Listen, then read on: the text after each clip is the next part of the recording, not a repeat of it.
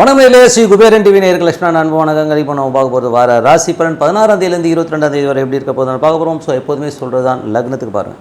ராசிக்கு பார்ப்பதை விட லக்னத்துக்கு ரொம்ப பர்ஃபெக்டாக இருக்கும். உதாரணமாக ஒரு மகர லக்னம் ரிச்சிக ராசினா நீங்கள் ரிச்சிக ராசிக்கான பலன்களை பார்க்கறதோட மகர ராசிக்கான பலன்களை பார்க்க ரொம்ப சூப்பராக இருக்கும். முதல்ல வரது பொது பலன்கள், அதுக்கப்புறம் தசாபுக்தி பலன்கள். ஸோ உங்களுக்கு என்ன தசாபுக்தி அந்தங்களோ அதை மிங்கிள் பண்ணி பாருங்கள், ரொம்ப பர்ஃபெக்டாக இருக்கும். வீடியோட எண்டில் tip of the week. So இந்த வாட்டி வந்து பார்த்தீங்கன்னா சூரியனுடைய பெயர்ச்சி. ஸோ ஒவ்வொரு மாதம் நடக்கும் இல்லையா? ஸோ ஒரு சூரிய பெயர்ச்சிக்கும் நம்ம என்ன மாதிரி வழிபாடு பண்ணுங்கிறத சொல்லியிருக்கோம், மறக்காமல் பாருங்கள்.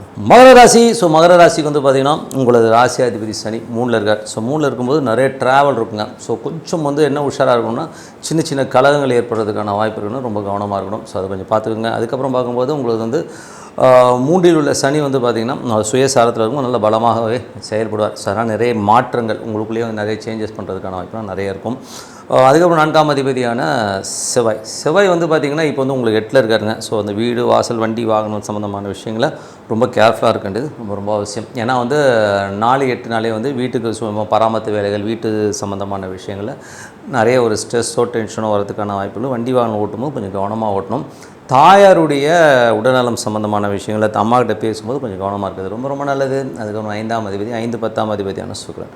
ஸோ 5-10ஆம் அதிபதி சுக்கிரன் வந்து பார்த்தோம்னா உங்களுக்கு 4ல் இருக்கும்போது கொஞ்சம் குழந்தைங்க கொஞ்சம் வந்து நம்மளை அடமெண்ட்டாக ஃபீல் பண்ணுற மாதிரி இருக்கும். ஸோ கொஞ்சம் வந்து எதிர்த்து பேசுறதுல குழந்தைக்காக நிறைய செலவு பண்ணுற மாதிரி விஷயங்களை நிறைய பண்ணுற மாதிரி இருக்கும். அதுக்கப்புறம் பார்க்கும்போது உங்களது 6ஆம் அதிபதி. ஸோ 6ஆம் அதிபதியான புதன். 6ஆம் அதிபதி புதன் வந்து பார்த்திங்கன்னா உங்களுக்கு வந்து 6லேயே இருக்கும்போது வேலையில் நல்ல ஏற்றங்கள், நல்ல லாபங்கள், நீங்கள் பிளான் பண்ண மாதிரியான விஷயங்கள்லாம் சூப்பராக நடக்கும். அதே நேரத்தில் உடல்நலம் சம்மந்தமான விஷயங்களும் ரொம்ப கவனமாக இருக்கணும். ஏன்னா வந்து 6ல் ஒரு கிரகம் ஆட்சியாக இருக்குன்னா கொஞ்சம் இந்த என்ன சொல்கிறது உடம்பு வலி இந்த மாதிரி விஷயங்கள் இருக்கும். நர்வ்ஸில் வந்து பார்த்திங்கன்னா சில பேர் சின்ன சின்ன ப்ராப்ளம் வரதுக்கான வாய்ப்பு, ரொம்ப கவனமாக இருக்கணும். 7ஆம் அதிபதி சந்திரன் வந்து சிறப்பான விஷயங்கள். ஸோ நல்ல ஒரு வேலை மற்ற எல்லா வாய்ப்புகளும் ரொம்ப நல்லாயிருக்கும். ஸோ கணவன் மனைவி உறவுலாம் ரொம்ப நல்லாயிருக்கும். அது வந்து முதல்ல வந்து செவ்வாய் அங்கே இருக்கும், நிறைய ப்ராப்ளம் இருக்குது. ஸோ அதெல்லாமே இல்லை இப்போது. ஸோ ரிலாக்ஸாகவும் ஹாப்பியாக இருக்கிறதுக்கான வாய்ப்பு ரொம்ப நல்லாயிருக்கு. அதே மாதிரி பார்த்திங்கன்னா உங்களுக்கு வந்து 8ஆம் அதிபதியான சூரியன். ஸோ 8ஆம் அதிபதி சூரியன் வந்து பார்த்திங்கன்னா இப்போ வந்து உங்களுக்கு 5ல் இருக்கார். ஸோ 5ல் இருக்கும்போது என்ன மாதிரி விஷயங்களை பண்ணுவார் அப்படின்னும்போது குழந்தைகள் விஷயத்தை நினச்சி கொஞ்சம் ஃபீல் பண்ணுறமான விஷயங்கள் நிறைய நடக்கும். ஸோ குழந்தைங்க கொஞ்சம் ஏடாவிடமாக பேசுகிறதோ, குழந்தைங்க கொஞ்சம் எதிர்த்து பேசுகிற இந்த மாதிரி விஷயங்கள் இருக்கும். ஸோ அதனால் வந்து குழந்தைகள்கிட்ட பேசும்போது பழகும்போது கொஞ்சம் கவனமாக இருக்கிறது ரொம்ப ரொம்ப நல்லது. 9ஆம் தேதி வந்து 6ல் இருக்கும்போது வேலை விஷயமாக நிறைய ட்ராவல் பண்ணுற மாதிரியான விஷயங்கள் இருக்கும். ஸோ வெளி மாநிலங்கள், வெளிநாடு இந்த மாதிரி ட்ராவல் பண்ணுற மாதிரியான விஷயங்களை நிறைய கொடுக்கும். ஸோ அது மாதிரி விஷயங்கள் இருக்கும். வேலை பளுக்கள் அதிகமாக இருக்குது. அது சில பேருக்கு நல்ல ப்ரொமோஷன்ஸ் கிடைக்கிறதுக்கான வாய்ப்பு ரொம்ப நல்லா இருக்குது. 10ஆம் அதிபதியான சுக்கிரன். ஸோ 10ஆம் அதிபதியான சுக்கிரன் பார்த்தீங்கன்னா உங்களுக்கு 4ல் இருக்கும்போது கொஞ்சம் என்ன மாதிரி தொழில் ரீதியான விஷயங்கள் நல்ல ஏற்றங்கள். ஸோ அடுத்த கட்டத்துக்கு போகிறதுக்கான வாய்ப்பு இருந்தால் கொஞ்சம் வந்து சின்ன சின்ன ஸ்ட்ரெஸ்ஸஸ் வந்து போகிறதை நம்ம வந்து ஒன்றும் பண்ண முடியாது. ஸோ ஆனால் வந்து அது சுயசாரம் பரணியிலே இருக்கும்போது நல்ல உருவாக தான் இருக்குது. லாபங்களுக்கு எந்த ஒரு குறைவும் இருக்காதுங்க. ஸோ அதுக்கப்புறம் பார்க்கும்போது 11ஆம் அதிபதி என செவ்வாய் வந்து உங்களுக்கு 8ல் இருக்கும்பொழுது கொஞ்சம் கவனம், நண்பர்கள் மூத்த சகோதர சம்மந்தமான விஷயங்களை ரொம்ப கவனமாக இருக்கணும். ஸோ அதில் வந்து சின்ன சின்ன ஸ்ட்ரெஸ்ஸோ டென்ஷனோ வரதுக்கான வாய்ப்பு ரொம்ப கவனமாக இருக்கணும். 12ஆம் அதிபதியான குரு. ஸோ 12ஆம் அதிபதியான குரு வந்து பார்த்திங்கன்னா உங்களுக்கு வந்து இப்போ வந்து 6ல் இருக்கும்போது வேலையில் நிறைய மாற்றங்கள், நிறைய ஒரு அலைச்சல் இருக்கிறதுக்கான வாய்ப்பில் நிறைய கொடுக்கும். ஸோ மற்றபடி என்ன இது ஒரு பொது பலன்கள். இப்போ பார்க்கும்போது தசாபுக்தி பலன்கள். மகர லக்னமாக இருந்து சூரிய தசாபுக்தி வந்து சூரியன் வந்து பார்த்திங்கன்னா உங்களுக்கு 8ஆம் அதிபதி 5ல் இருக்கும்போது குழந்தைகள் சம்மந்தமான விஷயங்களை சின்ன சின்ன ஸ்ட்ரெஸ்ஸஸ் இருக்கிறதுக்கான வாய்ப்பிலே கொடுக்கும். ஸோ இதுக்கு வந்து யாருக்கெல்லாம் மகர லக்னம் சூரிய தசாபுக்தியானோ அவங்களுடைய பரிகாரம். ஸோ பரிகாரம்னு பார்க்கும்பொழுது மொச்சைப்பயிர்கள். ஸோ ஞாயிற்றுக்கிழமைகளில் மொச்சைப்பயிரை வந்து நீங்கள் தானமாக கொடுக்குறது ரொம்ப நல்லது. இல்லை மொச்சைப்பயிரை நீங்கள் சுண்டலாகி கொடுக்கலாம். ஆதித்ய ஹிருதயம் படிக்கலாம். அப்புறம் சூரிய ஸ்லோகங்கள், ஸோ சூரிய காயத்ரிலாம் இருக்கு இல்லையா? ஸோ அது படிக்கிறது ரொம்ப நல்ல ஒரு பலன்களை கண்டிப்பாக கொடுக்குங்க. அதுக்கப்புறம் போது மகர லக்னமாக வந்து சந்திர தசாபுக்தி வந்தாலும் ஸோ சந்திரனும் போதே அது தசா வந்து பார்த்திங்கன்னா உங்களுக்கு வந்து அது சந்திர தசை ஃபுல்லாகவே வந்து பார்த்திங்கன்னா திங்கக்கிழமைகளில் வந்து சாப்பாடு யாருக்காச்சும் வாங்கி கொடுக்குறது, அன்னதானம் செய்கிறது, இந்த மாதிரிலாம் நல்ல ஒரு பலன்களை கண்டிப்பாக கொடுக்குங்க. மகர லக்னமாக இருந்து செவ்வாய் தசாபுக்தி வந்துருங்க. செவ்வாய் வந்து பார்த்திங்கன்னா இப்போ 8ல் இருக்கும்போது ரொம்ப கொஞ்சம் ஸ்ட்ரெஸ்ஸஸ் இருக்கும். தாயார் சம்மந்தமான விஷயம், வீடு வண்டி வாகனங்கள் சம்மந்தமான விஷயம் நிறைய ஸ்ட்ரெஸ்ஸஸ் இருக்கிறதுக்கான ரொம்ப கவனமாக இருக்கணும். அதுவும் செவ்வாய் வந்து இப்போ கேதுடைய சாரத்திலும் அதுவும் 8ல் இருக்கும்போது கொஞ்சம் ஒரு மாதிரி ஒரு எமோஷனும் ஸ்ட்ரெஸ்ஸும் இருக்கிறதுக்கான வாய்ப்பு. வீட்டு விலங்குகள், ஸோ ஏதாச்சும் நான் எதாவது பெட் அனிமல் வச்சுன்னா அதனால ஒரு சின்ன சின்ன தலைவலிகள் இருக்கும். ஸோ அது மட்டும் கொஞ்சம் கவனமாக பார்த்துக்கணும். இதுக்கு யாருக்கெல்லாம் மகர லக்னம் செவ்வாய் தசாபதினா அவங்களுடைய பரிகாரம். ஸோ பரிகாரம் போது உங்களுக்கு வந்து அன்னதானம், ஸோ யாருக்காச்சும் வந்து சாப்பாடு போடுறது, அரிசி வாங்கி கொடுக்குறது, இந்த மாதிரி விஷயங்களுக்கும் ரொம்ப சிறப்பாக இருக்கும். மகர லக்னமாக இருந்து ராகு தேசாபுத்தி அந்தரங்கள். ஸோ ராகு வந்து பார்த்திங்கன்னா இப்போ உங்களுக்கு 2 இருக்குது. கொஞ்சம் பிரம்மாண்டமாக பேசுவீங்க, குடும்பத்தில் வந்து சின்ன சின்ன ஒரு சச்சரவுகள் சொல்லலாம், கொஞ்சம் வாக்குவாதங்கள் வரதுக்கான வாய்ப்பு இருக்குன்னா கொஞ்சம் கவனமாக. குடும்பத்துக்காக சில பேர் கடன் வாங்குறமான விஷயங்களை கண்டிப்பாக ஏற்படுத்தும். ஸோ யாருக்கெல்லாம் வந்து மகர லக்னம் ராகு தேசாபுத்தி அந்தரம் நடக்குதோ அவங்களாம் பார்த்திங்கன்னா உங்களுக்கு வந்து கோதுமை தானம் பண்ணுறது ரொம்ப ரொம்ப நல்லது. ஸோ கோதுமைன்னும் போதே சூரியன் சம்பந்தமான விஷயங்கள், அதாவது சூரிய வழிபாடு, சூரிய நமஸ்காரம் பண்ணலாம், ஆதித்ய ஹிருதயம் படிக்கிறது, அது மாதிரி சூரிய காயத்ரி படிக்கிறது, ஏதோ ஒன்று சூஸ் பண்ணி பண்ணுறது ரொம்ப ரொம்ப நல்ல ஒரு விஷயங்கள் இருக்கும். இல்லைன்னா சப்பாத்தி வாங்கி தானம் பண்ணலாம். அதுவும் என்றைக்கு பண்ணணும் போது ராகுனும் சனிக்கிழமைகளில் இந்த மாதிரி விஷயங்கள் பண்ணுவது ரொம்ப சிறப்பான பலன்களை கண்டிப்பாக கொடுக்கும். மகர லக்னமாக இருந்து குரு தேசாபுத்தி குரு வந்து 3-12ஆம் தேதி 6ல் இருக்கும். வேலையில் நிறைய மாற்றங்கள், நிறைய சேஞ்சஸ், கொஞ்சம் அலைச்சல்கள் ஜாஸ்தி இருக்கிறதுக்கான வாய்ப்பில் நிறைய கொடுக்கும். ஸோ யாரெல்லாம் வந்து உங்களுக்கு வந்து மகர லக்னமாகுது குரு தேசாபுத்தி அந்தரம் நடக்குதோ ஸோ அவங்களாம் வந்து பார்த்திங்கன்னா உங்களுக்கு மொச்சைப்பயிறு தானம் ஸோ அதை கொடுக்கணும். வியாழக்கிழமைகள் வந்து மொச்சைப்பயிறு வந்து யாராச்சும் சமைக்கிறதுக்கு கொடுக்கலாம். இல்லைன்னா திருமணம் ஆகாத பெண்களுக்கு வந்து உங்கள் அம்மா இல்லை ஒய்ஃப் மூலியமாக ஒரு துணி எடுத்து கொடுக்குறது, இந்த மாதிரி விஷயங்களும் ரொம்ப சிறப்பான பலன்களை கண்டிப்பாக எதிர்பார்க்கலாம். மகர லக்னமாக இருந்து உங்களுக்கு வந்து சனி தேசாபுத்தி அந்தரங்கள். ஸோ சனி வந்து பார்த்திங்கன்னா என்ன மாதிரி விஷயங்களே பண்ணும்போது சனி வந்து 3ல் இருக்கும்போது நிறைய பிரயாணங்கள் மேற்கொள்கிறதுக்கான வாய்ப்புகளை நிறைய கொடுக்கும். புதிய திட்டங்களாக இருக்கும், சின்ன சின்ன கலகங்கள் ஏற்படுறதுக்கான வாய்ப்புகள் ரொம்ப கவனமாக இருக்கணும். யாருக்கெல்லாம் மகர லக்னமாக இருந்து சனி தசாபுத்தி அந்தரம் நடக்குதோ ஸோ அவங்களாம் வந்து அரிசி தானம், யாராச்சும் கஷ்டப்படுறவங்களுக்கு வந்து ஒரு அரிசி வாங்கி கொடுக்கறது, அன்னதானம், அதாவது சனிக்கிழமைகளில் வந்து இந்த விஷயம் பண்ணணும். ஸோ அன்னதானம் பண்ணுறது, இந்த மாதிரி விஷயங்கள்லாம் பண்ணணும் ரொம்ப சூப்பராக இருக்கும். இல்லாட்டி ஒரு சாப்பாடு வாங்கி கொடுங்க. ஸோ இது வந்து ரொம்ப சிறப்பான பலன்களை கண்டிப்பாக கொடுக்கும். ஸோ மகர லக்னமாக இருந்து புதன் தசாபுத்தி அந்தரங்கள்.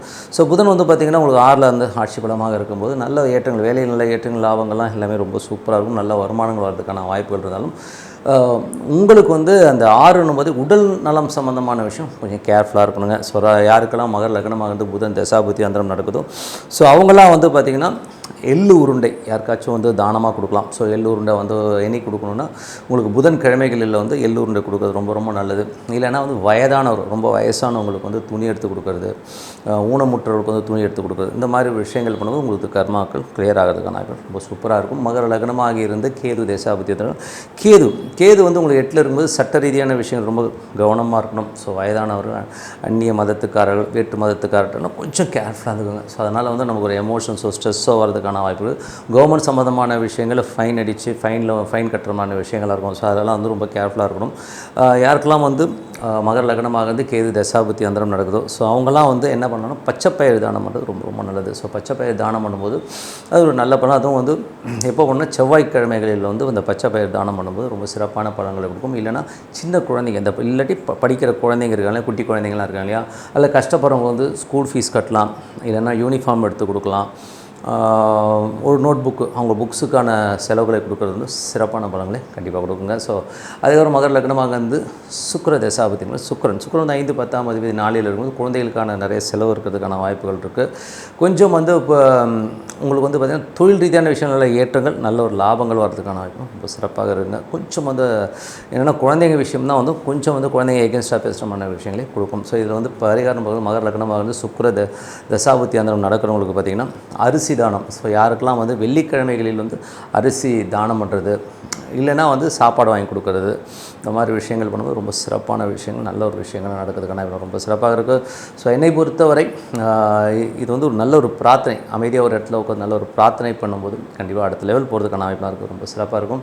ஸோ இப்போ பார்க்க போகிறது tip of the week. So tip of the வீக்கில் இப்போ நம்ம பார்க்க போகிறது வந்து பார்த்திங்கன்னா சூரியனுடைய பயிற்சி. ஸோ சூரியனுடைய பயிற்சி வந்து பார்த்திங்கன்னா மாதம் ஒவ்வொரு ராசிக்கும் பயிற்சியாகி வரும். ஸோ உதாரணத்துக்கு சொல்ல போனோம்னா இப்போ வந்து ரிஷபத்திலிருந்து மிதுன ராசிக்கு வந்து பயிற்சியாகிற, ஸோ அந்த மாதிரி பயிற்சியாகும் காலகட்டங்களில் ஒரு புண்ணிய காலம்னு ஒன்று வருதுங்க. ஸோ அந்த புண்ணிய காலத்தில் வந்து என்னென்ன ப்ரேயர்ஸ் பண்ணலாம், என்னென்ன பிரார்த்தனைகள், எப்படி வழிபாடு பண்ணுங்கிற முறையை தான் நம்ம சொல்ல போகிறோம்.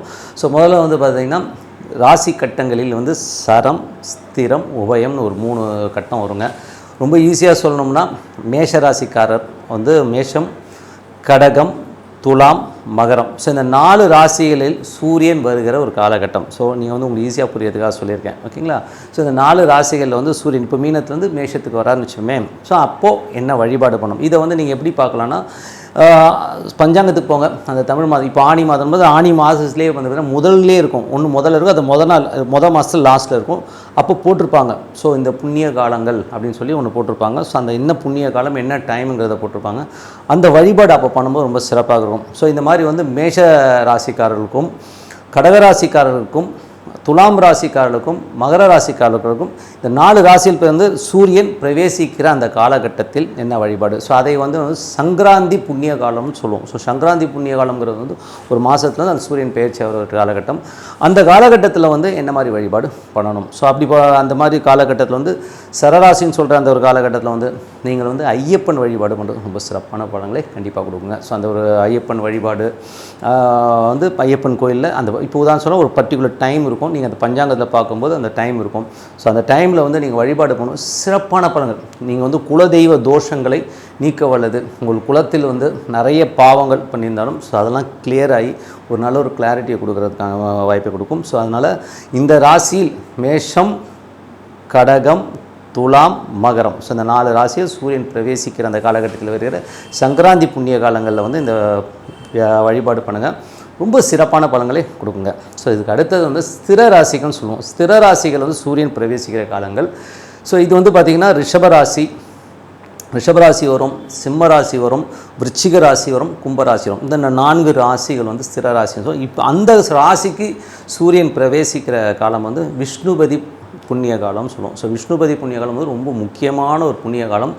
யாராச்சும் பொருளாதாரத்தில் வந்து ரொம்ப கஷ்டப்படுறேங்க, என்னால் வந்து ரொம்ப கஷ்டப்படுறேன், என்ன பண்ணுறதுன்னு தெரியலங்க, எனக்கு பணம் இல்லை அப்படின்னு நினைக்கிறவங்க இந்த விஷ்ணுபதி புண்ணிய காலத்தில் பெருமாள், அதாவது நீங்கள் பஞ்சாங்கத்தில் விஷ்ணுபதி புண்ணிய காலம்னு இருக்கும், அந்த டைம் இருக்கும். ஸோ அந்த 1 hour நீங்கள் யூட்டிலைஸ் பண்ணுவோம். 10லேருந்து 11 வச்சுப்போமே, அந்த 10லேருந்து 11 அந்த பெருமாள் கோயிலில் போயிட்டு 27 முறை அந்த பெருமாளை வந்து சுற்றுறது வந்து சூப்பராக ஒர்க் ஆகுங்க. அந்த காலத்தில் வந்து பார்த்திங்கன்னா உங்களுக்கு வந்து பொருளாதாரத்தில் ஒரு பெரிய மென்மை அடையும், பணம் செல்வம் குழிக்க இந்த வழிபாடு ரொம்ப சிறப்பாக இருக்குங்க. ஸோ இந்த விஷ்ணுபதி புண்ணிய காலத்தை விடவே விடாதீங்க, ரொம்ப சிறப்பான பலன்கள் எல்லோருக்குமே விட இது வந்து ப்ரூவ்டு சயின்ஸ், ஓகேங்களா. ஸோ இது கண்டிப்பாக அப்ளை பண்ணி பாருங்கள். ஸோ இதுக்கு அடுத்தது வந்து உபயராசிகள். ஸோ உபயராசிகள்னும் போது மிதுன ராசி, அதுக்கப்புறம் கன்னி ராசி, தனுசு ராசி, மீன ராசி. ஸோ இது 4 ராசியில் வந்து சூரியன் நுழைகிற அந்த காலகட்டம். ஸோ இதை வந்து பார்த்திங்கன்னா நம்ம வந்து என்ன சொல்லுவோம்னா ஷடசிதி புண்ணிய காலம்னு சொல்லுவோம். ஸோ ஷடசிதி புண்ணிய காலத்தில் வந்து நம்ம என்ன மாதிரி வழிபாடுகள் பண்ணும்போது ஈஸ்வரன் கோயிலில் போய் வழிபாடு பண்ணுறது ரொம்ப ரொம்ப ரொம்ப சிறப்பு. ஸோ இந்த இப்போ பார்த்திங்கன்னா 15ஆம் தேதி கூட வந்து பார்த்திங்கன்னா இப்போது சூரியன் வந்து ஷடசிதி புண்ணிய காலத்தில் தான் பிரவேசிக்கிறார். ஸோ அந்த காலத்தில் வந்து நம்ம என்ன மாதிரி விஷயங்களை பண்ணும்போது சித்தர்கள் வழிபாடு வந்து ரொம்ப ரொம்ப சிறப்புங்க. ஸோ சித்தர்களை வழிபாடு பண்ணணும், சித்தர் சமாதிகளுக்கு போய் வழிபாடு பண்ணுறது ரொம்ப சிறப்பாக. இல்லைன்னா பழைய சிவன் கோயில்கள், ஸோ ஏதாச்சும் பழமையான சிவன் கோயிலுக்கு போயிட்டு அங்கே வந்து வில்வம் போட்டு இறைவனை மனதார பிரார்த்தனை பண்ணும்போது சிறப்பான பலன்கள். இது வந்து என்ன பண்ணுன்னா உங்களுக்கு வந்து என்ன பண்ணுறதுன்னே நாளைக்கு தெரியல, ஒரு கிளாரிட்டியே இல்லை அப்படிங்கிறவங்களுக்கு வந்து சிறப்பான பலன்களை கண்டிப்பாக கொடுங்க. ஸோ இதை புண்ணிய காலத்தை வந்து அப்ளை பண்ணி நீங்கள் வழிபட்டு வாங்க, ரொம்ப சிறப்பான வாழ்க்கையெல்லாம் இருக்கும். ஸோ மற்றபடி இன்னொரு நிகழ்ச்சி சந்திப்போம். உங்களோட விடைபெறுவது உங்கள் லக்ஷ்மி நாராயண். நன்றி, வணக்கம். ஸ்ரீ குபேரன் டிவியை பார்த்தமைக்கு நன்றிகள். மேலும் இது போன்ற தகவல்களை தெரிந்து கொள்ள ஸ்ரீ குபேரன் டிவியை சப்ஸ்கிரைப் செய்யுங்கள். மறக்காமல் பெல் ஐக்கானை கிளிக் செய்யுங்கள்.